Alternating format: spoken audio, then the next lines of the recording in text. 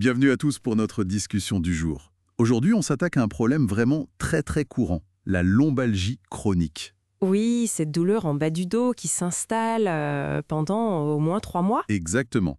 Et pour situer, l'OMS estimait qu'en 2020, on parlait de quasiment 619 millions de personnes touchées.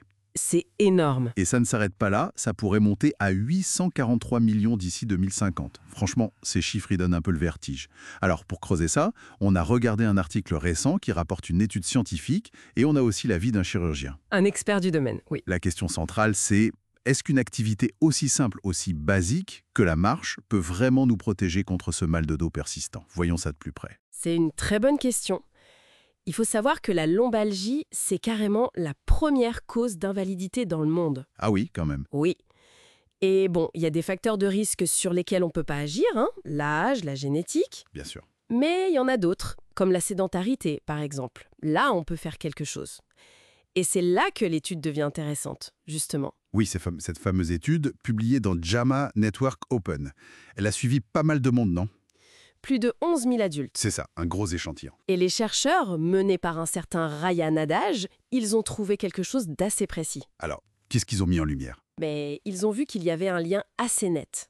Marcher plus de 100 minutes par jour. D'accord, 100 minutes. Ça serait associé à un risque plus faible de 23% de développer une lombalgie chronique. Ça, c'est par rapport à ceux qui marchent moins de 78 minutes par jour. 23% de réduction, c'est significatif. Oui, et il semble y avoir ce qu'on appelle une relation dose-réponse. En gros, plus on marche longtemps, Plus le risque baisse. voilà, jusqu'à ce seuil d'environ 100 minutes. Après, ça semble plafonner un peu d'après leurs données. 100 minutes, bon, ça fait un peu plus d'une heure et demie. C'est un objectif concret. Et l'intensité de la marche, la vitesse, ça compte aussi? Alors, l'intensité, elle joue un rôle aussi, oui, mais un peu moins marqué que la durée totale, d'après l'étude. D'accord. Marcher plus vite, ça serait quand même lié à un risque plus faible. Mais bon, ils disent eux-mêmes qu'il faudrait plus de recherche pour bien comprendre cette relation vitesse-risque. Compris. Mais comme le dit Adage, le chercheur principal, chaque mouvement compte.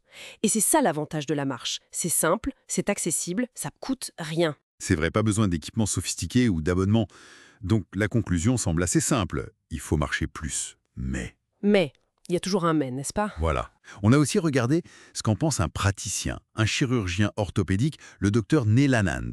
Lui, il voit les patients tous les jours. Et son point de vue apporte une nuance importante, effectivement. Le docteur Anand, il est tout à fait d'accord que l'activité physique, ça aide. Surtout pour améliorer une lombalgie qui est déjà là. Pour gérer les symptômes, donc. Exactement. Rester actif, bouger, c'est clairement mieux que de ne rien faire quand on a mal au dos. Ça, il le confirme sans hésiter. Mais alors, où est la réserve Valent? Il n'est pas convaincu par l'idée de prévention par la marche seule. C'est précisément ça. Pour lui, la lombalgie, c'est souvent, très souvent même, un trouble dégénératif. C'est lié à l'usure, si vous voulez. L'usure naturelle des disques, des articulations. Voilà. Et donc, affirmer que juste marcher suffirait à éviter ça, ça lui semble un peu un raccourci. Aller trop loin, c'est son expression. Je vois. Il admet qu'une personne sédentaire a plus de risques, bien sûr.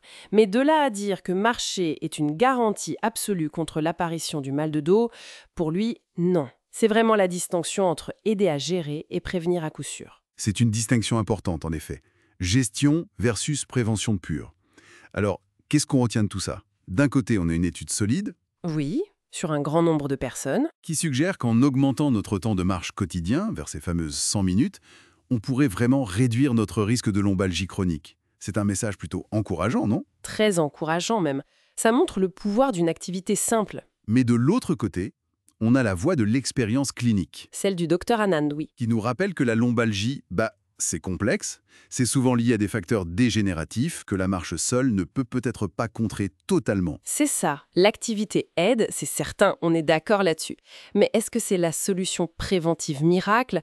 Le débat reste ouvert. Donc, on repart avec une piste d'action claire. Marcher plus, c'est bon pour la santé en général et probablement bénéfique pour le dos aussi. Absolument. C'est un conseil de bon sens, appuyé par des données. Mais ça nous laisse aussi matière à réfléchir sur la complexité du problème. Tout à fait.